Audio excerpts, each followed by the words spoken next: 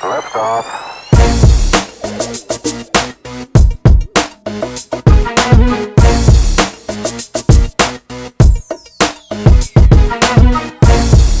Hey, you found us in the right place. Alongside Troy Tauscher, I'm Rob Werner. Thanks for joining us at Cronkite Sports Live. Yeah, Spencer, it's almost like Arizona State knew that it needed to deliver a sparkling performance, so it would be the story instead of me today. 5 hours and 12 minutes. In that time, you could cook a 22-pound turkey. In 5 hours and 12 minutes, you could drive from Phoenix to Las Vegas. But if you were to bet on ASU baseball's Sunday showdown against Arizona taking that long, you'd better be playing with house money. The series finale was an absolute marathon. And speaking of marathons, 1,900 people completed this year's Phoenix Marathon in under 5 hours and 12 minutes. Ultimately, ASU earned a 17-16 walk-off win to clinch the team's first sweep over the Wildcats since 2009. Alongside ASU junior wideout N'Keal Harry, I'm Rob Werner. And N'Keal, we want to ask you about your first touchdown on the road against UTSA, your freshman year. Can you play this video for us? So N'Keal, what do you remember now watching back on this play? This is the Malone hitting facility, a project that was nearly 5 years in the making and cost just shy of $5 million to complete. When head coach Tracy Smith was hired in 2014, he was eager to get started with this project right away. You can see why. Alongside member of Arizona State's women's golf team, Alessandra Finale, I'm Rob Werner. And Alessandra, last week you're one of the 3 current Sun Devils that were able to participate in the Augusta National Women's Amateur Championship. It was the first women's tournament at Augusta National Club ever. How did it feel to participate and be one of the first women ever to get to play and walk the grounds at Augusta? After finishing 4th in the American League West in 2017 and dead last in the division last year along with 95 losses, the Rangers moved on from manager Jeff Bannister. The organization decided to get younger, much younger, hiring 42-year-old Chris Woodward, making him the youngest manager in the AL West. As spring camp winds down, I spoke with Rangers about the nuances of a youthful leader. Spencer, let's get right into it. ASU football has won 2 games in a row. The team hasn't had a 3-game win streak this season. Sun Devils taking on UCLA at home on senior day. They're big favorites. Does ASU get this one done? I think that this is kind of a trap game for Arizona State. I think they do win it, but I think it's going to be a closer game than most people expect. The team is now on a 5-match win streak, and head coach Matt Hill believes this team is playing its best tennis of the season right now. And while this team is coming off of back-to-back losses, this team is ranked 16th in the nation. What's gone well for the Sun Devils this season? Tonight, the Arizona State Sun Devils make a statement in Westwood. The Sun Devils defeated the Bruins of UCLA 84-73. And Braden, UCLA was up 11-0 early on in this ball game. ASU ended up winning by 11 points. How did the Sun Devils show composure in getting this win? And so early on, it seemed like there was going to be a pitcher's duel, Blaine, but very quickly, after Justin Lasco got out of the game with the 3 runs of support, the Braves started piggybacking. 7 runs scored. Danny DiGiorgio, 3 hits and 2 RBIs. What did you see out of the offense today? The Braves dropped this game 6-1 to Orleans. They finished the season series against Orleans 2-2. Tomorrow they'll take on the Hyannis Harbor Hawks back at Doran Park. We hope you join us then. But right now, for Alexander Moore and Blaine McCormick, I'm your host, Rob Werner, signing off, and we'll see you tomorrow. And Benjamin's very modest. He didn't want to talk too much about records, but wanted to say that the offensive line has been doing a fantastic job lately, and that's what's been enabling him to do so well. But right now, for Sun Devil Source publisher Chris Cartman, I'm Rob Werner. This has been a Sun Devil Source 2-minute drill. First question for you. 3 ASU programs have made the NCAA tournament in the past month in men's and women's basketball, along with men's hockey. Which of those teams do you think had the best season? Go. And I'm going to go with ASU women's basketball. The ladies made their 6th straight NCAA tournament appearance. This time fell to Mississippi State in the Sweet 16. Charlie Turner-Thorne, the head coach, said that she wanted to make it to the second weekend. They've had trouble doing that over the past couple years. Not this year. They did that. They fell to a tough team in a tough draw. I think they had a great year, and that's my pick. So, Harley, I think that you're going to go after a certain left-handed shooter, potentially in the Western Conference, maybe on the Houston Rockets. I'm going to go with somebody else. I think Barry Bonds is the guy that I think of when I think of ASU in pro sports. The MLB home run king, went to Arizona State and had the freshman home run record before Spencer Torkelson eclipsed that last year. He's my pick, although I think James Harden's probably a little more well-known right now. And now 3 years later, being a junior, you guys are going up against UTSA now. What's it going to be like where you had that first big touchdown on the road, getting to face them the first game back here? Tuesday was a rare night for the 7th-ranked Arizona State Sun Devils. The nation's hottest team at 25-1 fell to a Long Beach State team that had lost 9 games in a row and came into the game with an overall record of 3-23. Arizona State's pitching struggled early on, giving up 9 runs in the first 2 innings, and the early deficit proved too much to overcome. So your freshman year, your first year of the program, you get to play at Augusta National. I know some of the players have been in this program for 4 years and haven't got to do that. What's it like for you to come in right away and get that opportunity?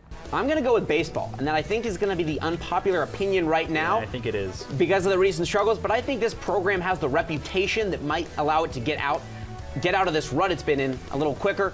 Trisha Ford has had a great time so far with ASU softball, but a couple key players have left this season. I'm curious what this team looks like this year. And Jacob, Junior, Cameron Craig was someone ASU was expecting big things from this year, but Grant House has really stepped up for ASU this year. What has he done so well? And so, as I mentioned, Kiana Ibis, the heartbeat of this team, the leading scorer, blocker, and rebounder on this team, is departing as she graduates this year.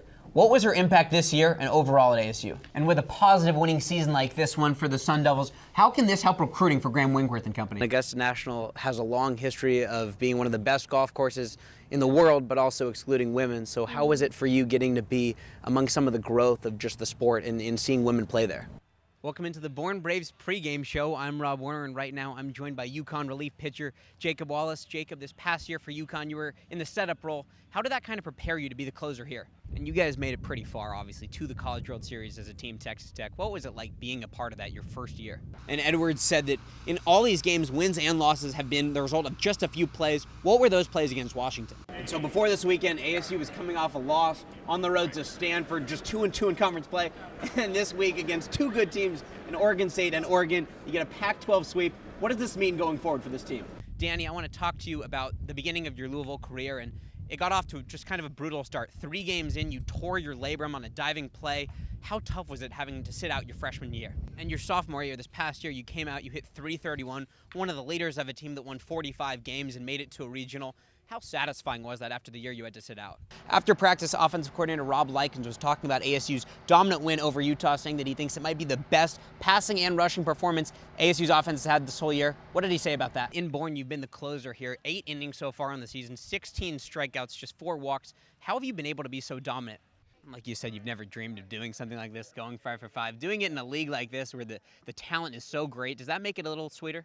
Wild night in Tempe as the Arizona State men's basketball team defeats the Oregon Ducks 78-64. Alongside Braden Bell, I'm Rob Werner. And Braden, this was a very close game all the way into the second half, but the Sun Devils went on a 19-0 run. What enabled that? And so you just got here a couple days ago. 3rd game played now today, 3 hits. How are you able to gel with this team so well? Welcome back into Tomahawk Talk. The Braves end the skid tonight. They win 6-3 over the Whitey Red Sox. I'm joined alongside Alexander Moore and Blaine McCormick. Alex Knight, Jared DeCesare, he's been so good so far for the Braves. Really solid outing tonight. 5 innings, gave up just 3 runs. What did you see out of his appearance? So Bobby Hurley's team gets another big win, 3 in a row, and they'll try to make it 4 in a row against USC on Saturday. But for Braden Bell, I'm Rob Werner in Westwood, Cronkite Sports. Chris, we just attended Arizona State's Tuesday morning football practice. One thing we visited in this football practice and in the session afterward with the media was N'Keal Harry talking about his one-handed grab in ASU's win over USC 38-35 over the weekend. What did players and coaches say about that? We can't talk about this game, Braden, without talking about Arizona's freshman phenom, DeAndre Ayton. He had 25 points, 16 rebounds. What is so special about Ayton? Tonight at the Galen Center, the USC Trojans defeat the Arizona State Sun Devils 69-67, courtesy of a Benny Boatwright game-winning 3-pointer with just about 11 seconds to go. Braden, ASU was so close to a weekend sweep on the road, something the team hasn't done since 2010. This has to be a tough loss to swallow. 81 points tonight for the Sun Devils, Braden. Yeah. 41 coming off the bench. Who specifically was so great off the bench that helped the Sun Devils get this win? So dominant win against UCLA on Thursday night, but on Saturday tonight, ASU just could not defeat the USC Trojans, couldn't close out the game.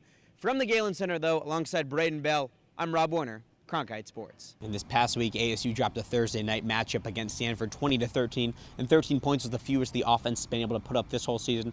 What did players and coaches say about trying to bounce back from that this weekend against USC? And for the 5th time in 2018, ASU's offensive line didn't yield a single sack against Utah. The offensive line just seems like it's been doing a great job also opening up running lanes for Benjamin. The Sun Devils rushed 50 times for 251 yards against a Utah team that came into the game as the 3rd best rush defense in the nation. How does this group compare to some of the past Sun Devil offensive lines? Go back out to Phoenix Muni one more time. Who wants a taco? Oppo Tacos all around. Spencer Torkelson right here. Saturday night home run for the Sun Devils, and they would go on to sweep Arizona, as we've said on the show, for the first time since 2009. That man knows how to hit a home run or two, and I mean, you got a good old taco, Oppo right there. Butler, Wichita State, George Mason. You're probably wondering why I just rattled off 3 very small Division I basketball programs. Well, each was responsible for a Cinderella run in March. Though the Sun Devils are expected to have both their men's and women's basketball teams reaching the NCAA tournament, all eyes should be focused on Sun Devil hockey as the program looks to pen the narrative to its own storybook ending. For head coach Greg Powers, the season was intended to be another stepping stone for a fledgling program budding with young talent. The Sun Devils had never won more than 10 games at the Division I level, let alone competed for a spot in the 16-team field. Written off as an inexperienced independent program with little to no shot of making noise this season, Powers and ASU has continued to silence doubters, breaching the top 10 of the all-important Pairways rankings while knocking off numerous ranked opponents along the way. With the Sun Devils on the brink of becoming the first independent team in 27 years to receive an at-large bid, it seems as though their timer on their magical run will have to wait until spring to strike midnight. And that's the way it is. Last season, Arizona State men's tennis dominated in Tempe. The Sun Devils went 14-11 in arguably the best conference in the country, the Pac-12, along with 2 invitational tournament championships and a high ranking of 13th in the nation. Those accolades may seem good, maybe even great, but when you think about where this program was before the year, it seems unbelievable. This was the first season the Sun Devils had played as a team since 2008. I think every time we're out there, we know that we're like kind of the new kids on the block, and having a good run last year is a good start to the program, but there's a lot for us to complete. You know, we have a lot of goals. In 2008, due to financial restraints, ASU had to disband its men's tennis program. It was announced in 2016, but not put into action until 2018, when ASU men's tennis continued on in Tempe. The man behind all this? Athletic Director Ray Anderson. You realize that, what do you mean we don't have a men's tennis program? We got a great women's program, what happened to it? And then when they tell the story, how it went away with the recession, it became very clear to us that men's tennis had to return to ASU, and so we struck out to figure a way to do that. The Andersons found a way to do just that in a very selfless way. Ray and Buffy donated $1 million of their own personal money to bring back this program. For an athletic director to make a contribution of that caliber, it's practically unheard of. I literally thought that they were just saying that, no, we put $1 million in, like Arizona State put $1 million in. And then when it like really connected the dots with me, like, no, he put his own personal money in, then it was, okay, that's totally different. If it wasn't for them, we really wouldn't be here. There's a lot of athletic directors in the country that maybe talk about making their schools better or talk about making the sports at the school better. And I really believe in that actions speak louder than words. So when Ray speaks, it's nice, but he also backs it up with his actions. And of course, we feel that this is a very unique experience. The Andersons weren't only passionate about the sport of tennis, but as the recently hired athletic director, Ray felt it was important to help make this impact. When we knew it was something that needed to be done, we had the discussion between us because that's a big financial commitment. But it was the right thing to do for the right reasons at the right time in a sport that we both loved.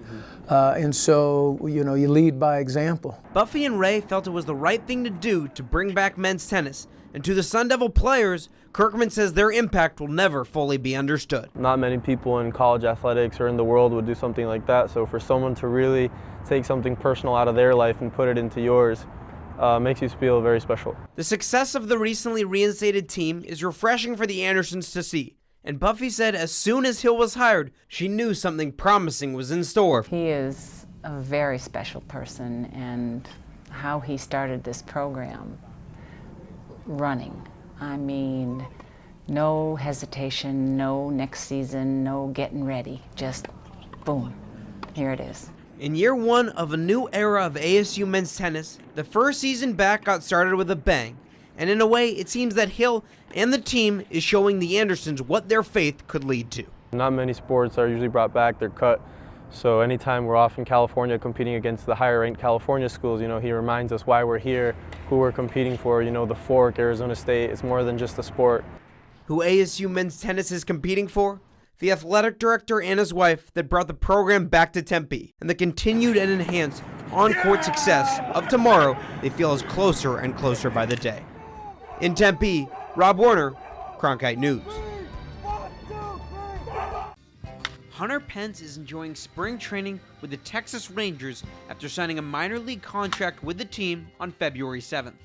I want to bring everything I can. I want to bring good play, as much experience as I can, and as much enthusiasm, good attitude, and just come with it. For 6.5 years, the 35-year-old played for the San Francisco Giants as a vocal leader of 2 World Series winning teams. In 2018, though, Pence's production dipped. He had just .226, the lowest batting average of his career. When the Giants decided to not re-sign the veteran, Pence knew he had to do something bold to show he could stay in professional baseball. While many big leaguers take some time off and away from the game during the offseason, Pence decided to go to the Dominican Professional Baseball League to fight for an opportunity in Major League Baseball. Even though this league is mainly viewed as a place for rookies and those hoping to gain their first opportunity, the 12-year veteran didn't care. In fact, he loved his time there.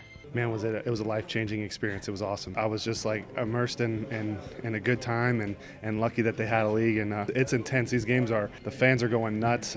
So it was definitely a wonderful experience, and I'm glad I got the opportunity to play there. Pence was the only former MLB All-Star to play in the Dominican League this winter. According to MinorLeagueBaseball.com, in the last 10 years, only 3 other former All-Star position players spent a winter in the league. A lot of guys would probably just prefer to go home, especially the physical and mental toll that it takes on you, and he's still got a desire to play.